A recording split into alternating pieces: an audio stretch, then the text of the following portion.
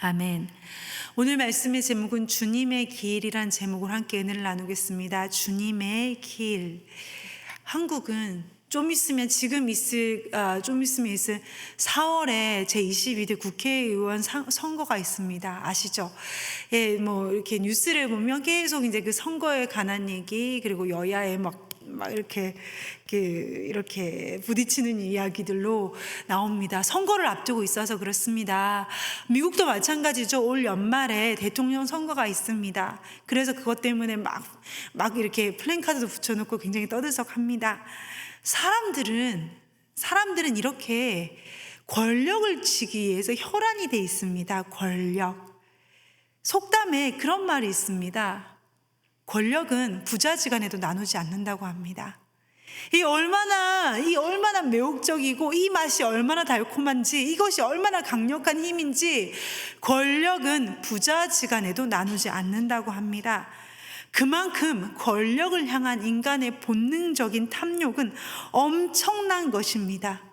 오늘 본문 말씀에 권력의 눈이 먼 어떠한 사람이 예수님을 죽이려 하지요. 누가 어떤 사람이 예수님을 죽이려고 합니까? 오늘 본문 말씀에 헤롯이 예수님을 죽이려고 합니다. 오늘 본문에 나온 헤롯 안티파스는 아기 예수님을 죽이려고 했던 그 헤롯의 아들입니다. 이 헤롯 안티파스는 헤롯의 왕가 헤롯 안티파스는 분봉왕입니다.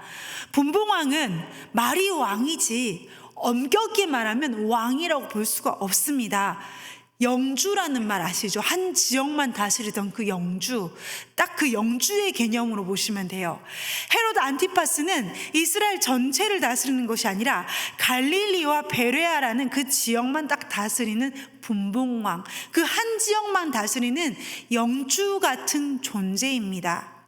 그러니 어떻습니까? 항상 왕이 되고 싶은 거예요. 진정한 왕이 되고 싶은 거예요. 그리고 또 하나, 누가 언제나 내 자리를 위협한다, 누가 내 자리를 탐하고 누가 내 왕위를 찬탈할지 모른다라는 이 두려움에, 이 컴플렉스에 끊임없이 시달리는 자입니다. 그리고 사실 그 당시에 여기저기서 내가 왕이다 막 불쑥 왕이라고 주장하는 사람들이 일어났습니다. 그러니 자기의 자리에 대한 그 왕이라는 분봉왕이란 자리에 대한 헤롯 안티파스의 불안감은 극에 달하는 것입니다. 그래서 그는 누구든지 백성의 인기를 얻고 백성들의 그 여론몰이를 하는 사람은 누구든지 싹을 잘라서 죽여버렸습니다. 그래서 그가 죽인 사람 중에 한 사람이 누굽니까? 세례 요한입니다. 왜? 그는 옳은 말을 하거든요. 세례 요한이 옳은 말을 했고, 또 헤롯 안티파스가 헤로디아와 그 동생의 아내였던 헤로디아와 결혼했던 것 때문에 세례 요한이 그거 죄다 지적하고, 백성들은 또 세례 요한을 따르니까 저것도 나중에 내 자리 타면서 왕 되는 거 아니야? 세례 요한도 죽입니다. 그 헤롯 안티파스에게 지금 그 헤롯 안티파스를 불안하게 하는 존재가 누굽니까? 라이징 스타, 젊은 목수 라이징 스타 누구예요? 예수님입니다. 그러니 헤롯 안티파스의 입장에서는 무엇입니까? 예수님도 제거해야 됩니다. 안티파스의 이런 속셈을 알고 있던 한 바리새인, 예수님에게 우호적이었던 한 바리새인이 예수님을 찾아와서 이렇게 말합니다. 31절. 곧 그때 어떤 바리새인이 나와서 이르되 나가서 여기를 떠나소서. 헤롯이 당신을 죽이고자 하나이다. 헤롯이 당신을 죽이려고 합니다. 피하십시오. 그의 말에 대한 예수님의 응답이 32절 이렇게 말씀하시죠. 너희는 가서 저 여우에게 이르되 헤롯 안티파스를 어떠한 동물에 비유합니까? 여우에 비유합니다. 여러분, 우리가 어떤 사람은 저 사람은 정말 능구렁이 같아 라고 말하면 이 사람 어떠한 사람인지 아시겠죠?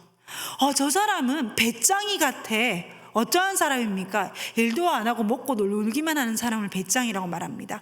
당시에 우리가 이렇게 저 사람은 뭐 같아? 동물이나 곤충이나 무엇에 비유하면 저 사람은 그거구나 우리 다 알아듣잖아요. 마찬가지로 당시에 이스라엘 백성들에게 저 사람 저 여우라고 하면 알아듣는 말이 있습니다. 우리는 여우 같은 사람 그러면 간사하고 속이고 간교한 사람을 여우 같다라고 합니다. 근데 이스라엘은 약간 개념이 틀립니다. 이스라엘 사람들에게 저 사람 여우 같아 라고 말하면 라고 알아들을 그 배경을 먼저 좀 아셔야겠죠. 그죠?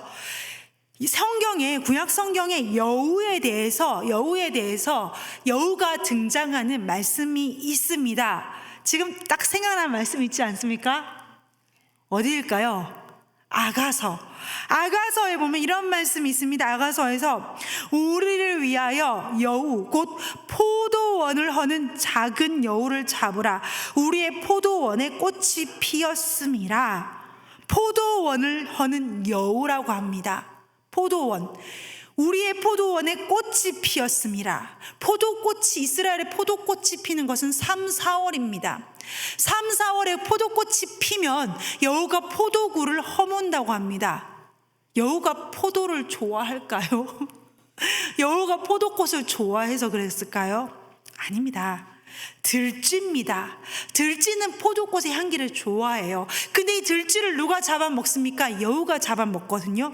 그러니까 이 들쥐들이 포도꽃 향기가 나는 3, 4월에 포도원에 막 모이니까 그 들쥐를 잡으려고 여우들이 왔다 갔다 포도원을 왔다 갔다 하면서 포도원을 허는 거예요. 그래서 결국 꽃이 못 피고 열매도 못 피게 하는 것이 여우라는 것입니다. 그러면 이스라엘 백성들에게 저 여우 헤롯이라고 말할 때 여우는 어떠한 존재? 파괴하는 자. 열매가 맺기도 전에 싹부터 잘라버리는 파괴하는 자라는 뜻이겠죠. 또 한 구절 더 있습니다. 또 구약 성경에 여우가 등장하는 구절이 또 하나 더 있는데 느헤미야입니다. 느헤미야 4장 3절에 이렇게 말씀이 있습니다. 암몬 사람 도비아는 곁에 섰다가 가로되 저들의 건축하는 성벽은 여우가 올라가도 곧 무너지리라 하더라. 느헤미야와 이스라엘 백성들이 건축하는 성을 보고 악담을 하기를 저 성벽은 여우가 올라가도 무너지리라. 그럼 여기서 말하는 여우는 어떠한 존재입니까? 저건 여우가 올라가도 허물어진다. 그 말은 무슨 말이에요? 너무너무 약한 존재. 저 애가 앉아도 저 의자 부러지겠네. 어떤 느낌이신지 아시죠? 마찬가지로 여우가 올라가도 저 성벽은 무너진다. 그 말은 여기서 나오는 여우는 어떠한 존재? 아무 보잘것없고 너무 힘이 없고 아무 무가치하고 가벼운 덧없는 존재라는 것입니다. 그럼 예수님께서 저 여우에게 가서 일러라. 헤롯은 여우다. 그 말은 무슨 말이에요? 종합해 보건대 이스라엘 백성들이 그때 알아들었을 그건 무슨 말이겠어요? 파괴하는 자, 또 어떠한 자? 덧없는 자, 아무것도 아닌 권력에, 눈에 보이는 권력, 아무것도 아니고 이슬같이 사라질 권력에 목숨을 거는 저자 여우 헤롯이라는 것입니다. 그러면 예수님께서 너희는 가서 저 여우에게 이르되 오늘과 내일은 내가 귀신을 쫓아내며 병을 고치다가 제3일에는 완전하여지리라 하라. 오늘과 내일은 내가 귀신을 쫓아내며 병을 고치다가, 귀신을 쫓아내고 병을 고치고 눈먼 자가 눈을 뜬다라는 것은 무슨 말? 이건 어디서 나온 말씀이 있습니까? 이사야서에 하나님의 나라가 임하면 이러한 일이 이 말이라. 병든 자가 병 고침을 받으며 눈먼 자가 눈을 뜨며 저는 자가 걸으며. 이미 임한 하나님의 나라를 이야기하는 거죠. 그렇다면 저 여우에게 가서 파괴하고 덧없는 것에 목숨을 거는 이거 단지 헤롯만 위한 것, 헤롯만 예수님께서 말씀을 하시는 것이겠습니까? 저 여우, 파괴하고 덧없는 것에, 눈에 보이는 것에 목숨을 거는 자는 헤롯뿐만 아니라 누구를 이야기하는 것이겠습니까? 이스라엘 백성 전체를 이야기하는 것입니다. 당시 이스라엘 백성들은 지금 이스라엘 백성들은 예수님을 따르고 있습니다. 예수님을 막 좌우에 에워싸고 옹립하고 있지만 이스라엘 백성들이 예수님을 따른 이유는 무엇입니까? 떡을 먹고 배가 불렀거든요. 오병이어의 기적을 보자 오병이어 떡 5개 물고기 2마리로 5,000명을 먹이자 그들이 행한 그 이스라엘 백성들의 첫 번째 반응이 무엇입니까? 예수를 붙들어 억지로 임금을 삼으려고 했다라는 것입니다. 헤롯이나 이스라엘 백성들이나 다를 게 없습니다. 그저 배부르면 내 문제 해결해주고 내 병 고쳐주고 내 배 부르게 하면 저 예수 임금 삼아야겠다. 저 사람이야말로 내 배를 부르게 하는 사람이겠구나. 그래서 이스라엘 백성들은 어떻게 합니까? 이제 예수님께서 예루살렘으로 들어오실 때 이스라엘 백성들은 어떻게 합니까? 우리의 임금이 왔어. 드디어 우리의 모든 문제를 해결해 주고 우리의 배고픔을 해결해 주시고 로마로부터 압제받는 우리의 고통을 해결해 주고 눈에 보이는 이 세상에 우리의 모든 문제, 우리가 원하는 것을 우리의 소원을 이루어줄 왕이 들어오셨도다 하고 이스라엘 백성들은 예수님께 어떻게 합니까? 종려나무 가지를 흔들고 말합니다. 호산나 호산나. 자기의 겉옷을 길거리에서 깔면서 어떻게 합니까? 우리의 왕이다, 보라 우리의 왕이다, 호산나 호산나. 종려나무 가지를 흔들고 호산나를 외치던 백성들이 자신의 기대를 만족시켜 주지 않자 나중에 예수님께 어떻게 합니까? 돌을 던지고 예수님을 저주하고 예수님께 침을 뱉고 엄청났던 기대는 엄청난 분노가 되어 예수님을 원망하고 증오하고 예수님에게 돌을 던지지 않았습니까? 저 여우 헤롯에게, 그럼 이 여우는 헤롯만 이야기하는 것입니까? 예수님을 따르고 예수님을 억지로 붙들어 임금 삼으려던 이스라엘 백성들에게 향하는 말씀이시죠. 이것이 단지 헤롯과 이스라엘 백성들에게 끝납니까? 이것은 또 누구에게, 저 여우라는 이 말은 누구에게도 해당하는 말입니까? 우리에게도 해당하는 말이죠. 내 문제를 해결해 줄 예수, 내가 원하는 예수, 내가 원하는 나의 임금, 눈에 보이는 모든 것들, 내가 원하는 모든 것을 이루어줄, 눈에 보이는 문제를 해결해주는, 눈에 보이는 내 배를 불려주고 눈에 보이는 권력을 내 손에 끌어다 줄 임금 예수. 근데 그 예수님이 내 기도에 응답해 주지 않고 내가 원하는 대로 예수님께서 이루어 주시지 않으시면 우리는 어떻게 합니까? 예수님께 실망하고 예수님께 등을 돌려버립니다. 종려나무까지를 흔들며 호산나라고 외쳤던 그들, 그러나 그들을 실망시키자, 그들의 기대와 어긋나자 예수님께 돌을 던지던 그 이스라엘 백성들, 내 문제를 해결해 줄 예수님, 이 문제만 해결해 주시면, 내 기도 제목 들어주시면 예수님, 근데 예수님 이번에도 들어주시지 않네요. 예수님께 등을 돌리는 내 모습. 저 여우 헤롯, 저 여우 같은 이스라엘 백성들은 어쩌면 저 여우 같은 파괴하고 덧없는 것에 목숨을 거는 그 여우, 어쩌면 우리 안에 있는 것 아닐까요? 예수님은 32절 말씀에 이렇게 말씀하십니다. 오늘과 내일은 내가 귀신을 쫓아내며 병을 고치다가 제3일에는 완전하여지리라. 여기서 완전하여지리라, 이 말씀을 주목하셨으면 좋겠습니다. 완전하여지리라라는 이 헬라어 원어는 텔레이우마입니다. 텔레이우마입니다. 완전하여지리라. 근데 이 텔레이우마이, 완전하여지리라, 텔레이우마이가 성경에 한 번 더 나옵니다. 같은 어근에 텔레이우마이가 같은 어근에 한 번 더 나옵니다. 어디 나오냐면 요한복음 19장 30절에 이 말씀이 나옵니다. 예수께서 심포도를 받으시고 다 이루었다. 여기서 다 이루었다 하고 숨을 거두십니다. 다 이루었다. 이게 헬라어 언어로 뭡니까? 테텔레스타입니다.